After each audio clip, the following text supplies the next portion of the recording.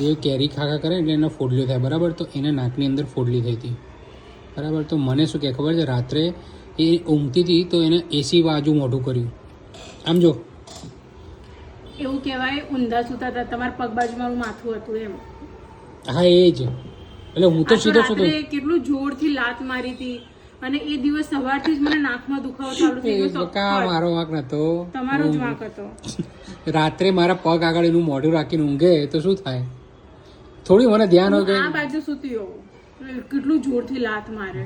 કોઈ હાથે કરી લાત નહીં મારતું ઊંઘમાં બકા. પગ આમથી આમ થાય લાત વાગે તો મને કે પોતે પાટું માર્યું. મેં ચેક કરીને તો મને ખબર પડી કે આમ તો ફોડલી થઈ ગયા. નહીં તો આ તો મારા નામે ચરી ખાત પછી.